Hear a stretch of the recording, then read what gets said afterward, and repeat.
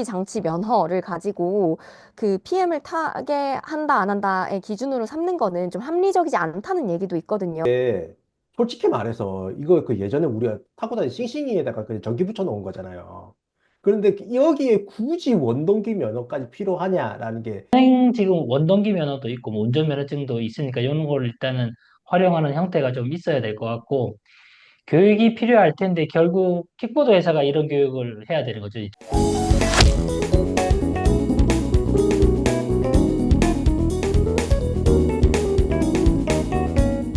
안녕하세요. 조미나이트입니다. 이번 주제는 누군가에게는 굉장히 위협이 되는 주제.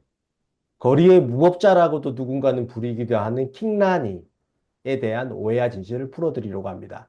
킥라니라는 게 무슨 말인지 모르시는 분들도 있을 건데 이게 킥보드랑 고라니의 합성어거든요. 그래서 저희가 얘기하고 하는 거는 법을 위반하면서까지 타는 사람들에 대해서 옹호를 하려는 거 아니에요. 예를 들어서 이제 절대 제가 셈이 나서 그러는 건 아닙니다. 연인이 하나의 킥보드를 타고 둘이서 같이 가는 게 있어요. 이런 것들은 불법이죠. 이런 것들을 오해하는 게 아니라 이런 것들까지 옹호하자는 게 아니라 이제 너무 좀 지나치게 욕을 들어먹고 있는 게 아닌가. 이게 또 새로운 산업이 될 수가 있는데 그 부분에 대해서 오늘 좀 손재희 기자님께서 심층적으로 좀 취재를 해오셨습니다. 자, 그럼 어떤 내용을 준비해 주셨을까요?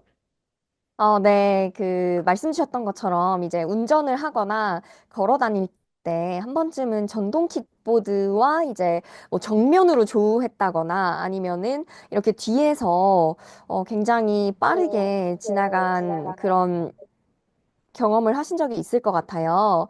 근데 그럴 때마다 이제 부딪힐까 봐 조마조마 하셨을 텐데, 그런데 사실 킥보드 업체들도 누구보다 이용자 안전이 중요하다고 생각을 하고 있습니다. 왜냐하면 대부분이 보험을 들어놓기 때문입니다. 기기 문제로 사고가 나면 일단 그 보험사에서 대인 대무를 처리를 해주는데, 근데 결국에는 그 업체들에서 사고가 날 경우에 보험료가 올라가게 됩니다.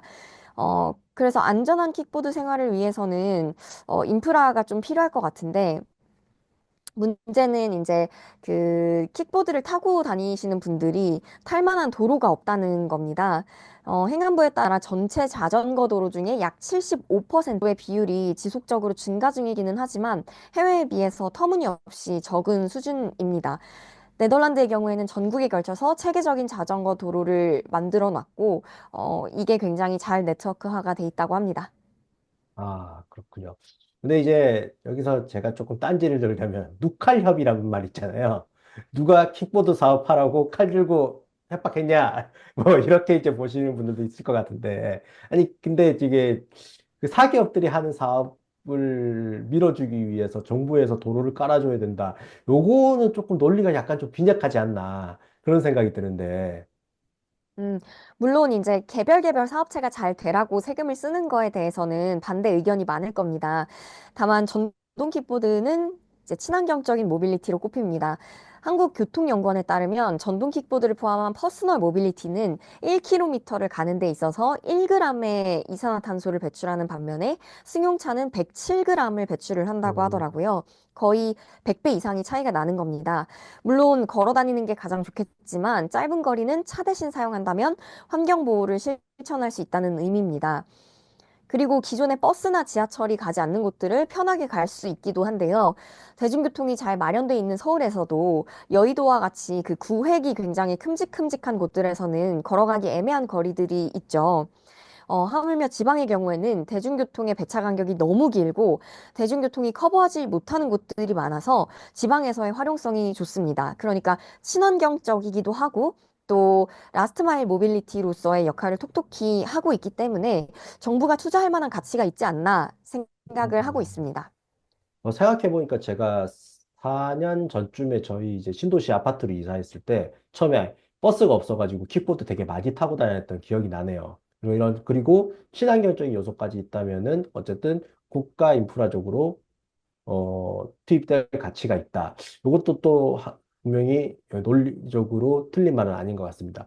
그런데 또 제가 또 딴지를 또 걸자면 이게 많은 데는 또 너무 많아요. 그래서 이제 보행에 불편할 정도로 지금 막 널려져 있거든요. 이런 것들 때문에도 또 괜히 잘 사용하고 열심히 정리하는 회사들이 욕을 들어먹는 게 아닌가 그런 생각이 좀 들기도 합니다. 아, 그쵸. 그래서 보행자 보호를 위해서라도 당연히 이런 불법 주차 문제는 해결해야 할 부분이고, 피해 법체들이 요즘에는 적극적으로 나서서 해결하고 있습니다. 먼저 가상 지정 주차제라는 거를 일부 지자체에서 시도 중인데요. 이게 뭐냐면 GPS를 활용해서 업체가 지정한 가상 주차 구역에서만 킥보드 이용을 종료할 수 있도록 음, 하는 시스템입니다. 물리적인 주차 시설이 불필요하고 또 무질서한 주차로 인한 민원도 줄어들어서 보행자 안전을 확보할 수 있습니다. 다만 문제는 주차를 할 수 주차를 할 수 있도록 지정해 놓은 곳이 별로 없다는 겁니다. 왜냐하면 그 주차장을 설치를 하려면 도로 점용료를 내야 하는데 이게 너무 비싸서 그렇습니다. 도로 점용료는 토지가격에서 0.05배 정도 한다고 하더라고요. 예를 들어서 이제 역삼동의 한 상업 용지가 어 제곱미터당 약 6,500만 원이다라고 했을 때 평당 가격으로 환산을 하면 약 2억 원 정도 되거든요. 그러면 음, 2억 원의 0.02배는 432만 원 정도이고 0.05배는 한 1,081만 원 정도입니다. 그래서 음, 한 평을 사용을 하려면 연간에 이 정도를 내야 되는데 라스트 마일 모빌리티 특성상, 그러니까 내가 가고 싶은 목적지까지, 끝까지 간다라는 그런 모빌리티 특성상 주차 구역이 굉장히 많이 필요합니다. 그렇기 때문에 전국적으로 수백만 개의 주차장을 만든다고 하면 100억 원 이상의 금액을 연간으로 계속 지출을 해야 되는 거죠. 음. 그리고 비용보다 더 근본적인 문제는 이게 뭐 예를 들어서 그 일부 PM 기업에서는 거치대 기부 체납을 제한을 하면서 우리가 거치대를 지역별로 만들어 줄 테니까 그 요 토지를 좀 이용을 하게 해달라라고 제안을 했는데 요런 부분들이 허가가 안 난다는 겁니다. 이제 거치대 기부 체납을 받으려면 그 담보가 토지 점용료보다 높아야 하는데 서울시는 이제 좀 난색을 표하고 있는 상황이고요. 그래서 주차 구역을 이런 방식으로라도 좀 마련을 하고 싶어도 마련하기가 어렵다는 거죠. 그러니까 이게 차는 개인의 것임에도 불구하고 공공 주차장이 있잖아요. 공용 주차장이 있고 또 상업화된 주차장이 있고 그 정도까지 수요가 올라간다면 해결될 수도 있지 않을까라는 생각이 들기는 하는데 이 PM 퍼스널 모빌리티 시장이 과연 우리나라에서 계속해서 지속적인 사업 가능성이 있을까? 또 이렇게 큰 제약도 있고 시장 전망은 지금 어떻게 나오고 있나요? 사실, 엄청나게 좋지는 않습니다. 그래서 일부 기업들 같은 경우에는, 글로벌 기업들 같은 경우에는, 애시당초 철수를 했고요. 그리고 좀 이게 그 규제가 좀 오락가락하고 있는 부분이 있어서 이런 고무줄식 규제 같은 경우에는 좀 사업의 예측성을 낮추는 요인이 되기도 합니다. 근데 이사님께서 보셨을 때 계속 이렇게 좀 적자가 나는데도 사업을 하는 게 맞는 건지 저는 좀 궁금하더라고요. 이렇게 고군분투를 할 바에야 뭐 피봇을 하거나 아니면 뭐 사업을 접는 게 나은 거는 아닌가라는 생각이 드는데 혹시 어떤 생각을 가지고 계실까요? 아, 이게 좀, 어려운데요. 그러니까 일단은 투입된 금액이 만만치 않을 겁니다. 이게 선크 코스트가 있어서 이걸 어떻게 벌일 수 있을지 좀 고민이 될 텐데, 일단 이제 쿠팡처럼 계속 적자가 났지만, 뭐, 로켓 배송하는 것처럼 이렇게 해서 고객들에게 밸류가 전달이 계속 된다면, 지금 적자가 나도 결국에는 그 밸류가 더 커질 거기 때문에 사업을 하는 게 맞다고 봅니다. 근데 저는 사실 오래전부터 이 킥보드가 주는 밸류가 있긴 하지만, 이 다쳤을 때 위험성이 너무 크기 때문에 이 사업은 좀 위험성이 있다 이런 생각을 좀 해본 적이 있거든요. 예를 들면 쿠팡에서 오배송 나면 다시 그냥 배송해주면 되잖아요. 근데 킥보드에서 사고가 나면 생명이 왔다 갔다 하기 때문에 이 고민이 될 것 같습니다. 그러니까 다시 좀 정리해 보면 현재 킥보드 시장이 뭐 성장도 어느 정도 한계에 온 것 같거든요. 지금 깔려 있는 거 보면. 거기에다가 위험성 때문에 규제는 더 강화될 수밖에 없을 것 같아요. 이 경영진들도 사실 이것 때문에 고민이 많을 텐데, 근데 투입된 금액이 이제 지금 기투입된 뭐 투자된 금액도 많고, 이것을 바로 또 뭐 피봇 한다는 것도 쉬운 게 아니고, 그래서 엄청난 고민이 되는 시점일 것 같습니다. 저는 이게 우리나라의 신도시 개발과 맞닿아 있다라고 생각을 해요. 제가 아까 제 경험을 말씀드렸듯이 신도시는 일단 뭐 그 개발이 되면 자전거 도로라든지 이 킥보드가 다닐 수 있는 환경이 구도심보다는 훨씬 좋아요. 또 거기에 또 이제 저희 같은 젊은 층들, 그러니까 아이를 가진 사람들이 이렇게 많이 살거든요. 그러니까 그들은 이제 수요도 많고 이제 그렇기 때문에 이런 신도시들이 잘 정비가 돼가고 서울이 너무 집중돼 있어서 지금 계속 이 경기권으로 이렇게 늘어나고 있잖아요. 이렇게까지 되면은 사업성이 있을 것 같아서 이것도 결국 끝까지 버티는 회사가 이거 뭐라 그러죠? 그 치킨 게임이라고 하죠. 그래서 끝까지 버티는 회사가 살아남지 않을까 이제 그런 생각이 좀 듭니다. 자, 그러면 어쨌든 간에 지금 킥보드를 너무나 좋아해서 좋은 수단으로 타고 있지만 킥란이라든지 이제 좀 이런 좀 오명을 받고 있는데 이것들을 씻어내려면 어떤 혁신들이 앞으로 계속 더 진행돼야 될까요? 일단은 정부의 인프라 개선을 좀 해달라라고 하면서 좀 대의적인 차원에서 인프라 개선이 필요하다라고 좀 소구하는 방법이 있을 것 같고, 그리고 그 시민의식도 약간 개선이 돼야 된다고 생각을 합니다. 아무 데나 주차를 하지 말고 또 편리하게 쓴 만큼 사업이 지속 가능토록 지정 주차 구역에 보행자가 방해가 안 되게 잘 주차해야 하지 않을까라는 생각이 들고, 제가 그런 얘기를 들었었어요. 예전에 일본 쪽에 진출을 했었던 PM 업체의 대표님 얘기를 들어보니까, 일본 쪽은 그러니까 전동 킥보드를 운영을 한다고 하더라도 길거리에 방치를 해놓는 수준으로 반납을 하지는 않는다고 하더라고요. 그래서 사실 일본 거리가 굉장히 깔끔하잖아요. 깔끔하죠. 그런 뭔가 성숙한 시민 의식이 잘 반영된 사례가 아닌가 싶네요. 물론 그렇다고 우리나라 시민성이 떨어진다 이런 의미는 전혀 아니고 이런 새로운 모빌리티가 들어왔을 때 좀, 한 차원 높은 시민 의식을 좀 가지고 적용을 하면 어떨까라는 생각을 했고요. 그리고 부차적으로는 또 안전성에 대한 인식 교육도 지속적으로 해나갈 필요가 있다고 생각이 듭니다.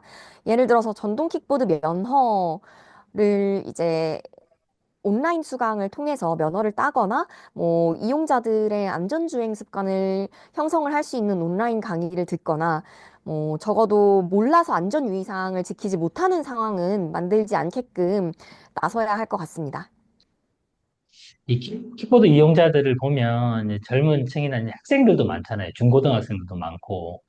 그래서 면허를 따야 한다면 딸 수는 있겠지만 정부 입장에서는 이게 학생들도 있는데 이 킥보드 면허를 이렇게 뭐 신설하고 이게 쉽지는 않을 것 같아요. 뭐 제도가 많이 개선이 돼야 될 것 같고. 근데 어쨌든 지금 원동기 면허도 있고 뭐 운전면허증도 있으니까 이런 걸 일단은 활용하는 형태가 좀 있어야 될 것 같고 교육이 필요할 텐데 결국 킥보드 회사가 이런 교육을 해야 되는 정부가 해야 될 게 아니고 어떻게 보면 사업을 더 만들어가기 위해선 근데 이제 교육을 했다 해도 쉽지 않은 것이, 그러니까 이게 자전거는 좀 바퀴가 커서 그래도 안전성이 조금 저는 더 있다고 생각하는데, 킥보드는 이 바퀴가 작아가지고 조금만 턱이 있어도 이게 고속으로 가다 보면 이게 넘어질 수 있는 구조적인 위험성이 저는 더 크거든요, 자전거보다. 그래서 이거는 사실은 좋긴 한데, 한번 사고 나면 특히 이제 학생들은 조금 그게 많이 좀 걱정이 되더라고요, 저는. 그 킹란이 전에 있었던 말이 자란이었거든요. 자전거 타고 다니는 애들도 장난 아닙니다.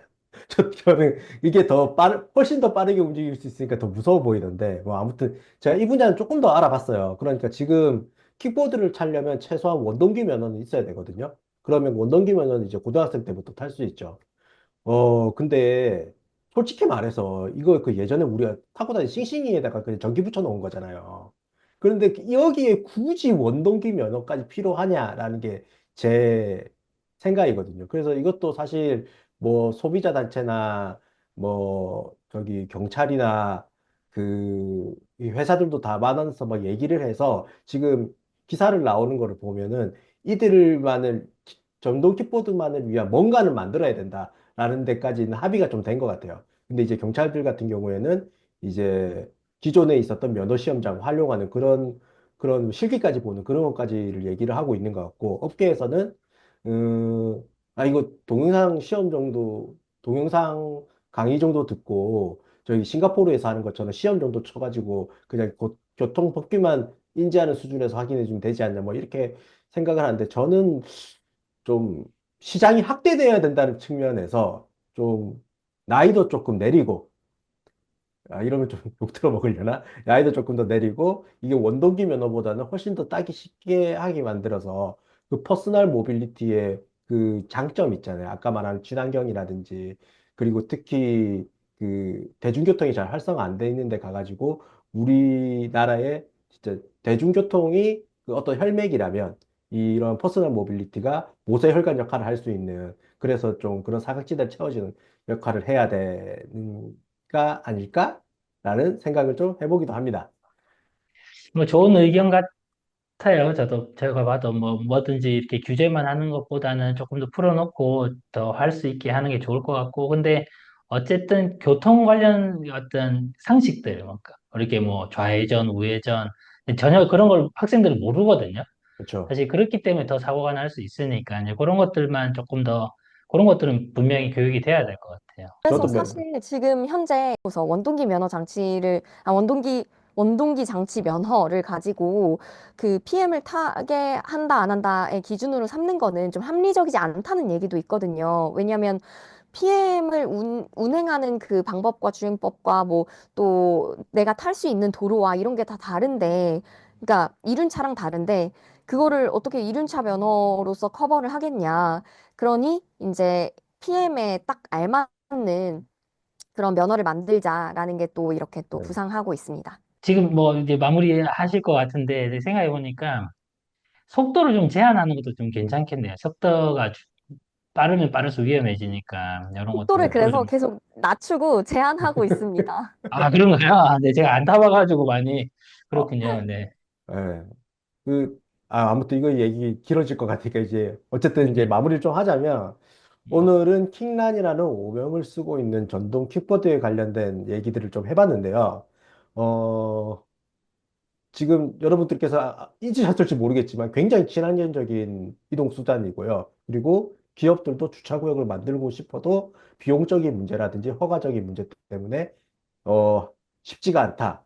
이런 기업들의 애로 사용도 있다라고 오늘 좀 새롭게 알 수 있었습니다. 그리고 생각보다 이거 사람들이 잘 모르는데 이거 전동기 포드 타려면 이륜 원동기 면허 이상이 필요한데 요거에 대한 기준점에 대한 논의도 많이 되고 있다라고 알아봤습니다. 자, 그럼 오늘은 부정적인 이야기로 시작해서 면허 이야기로 끝났는데요. 어, 이런 PM이라는 거는 어쩔 수 없는 시대의 흐름인 것 같아요. 이제 이런 편리한 도구들이 계속 생길 건데 합리적으로 규제하고 쓸 수 있는 방향들이 만들어져서 저희 생활에 도움이 되면 좋겠습니다.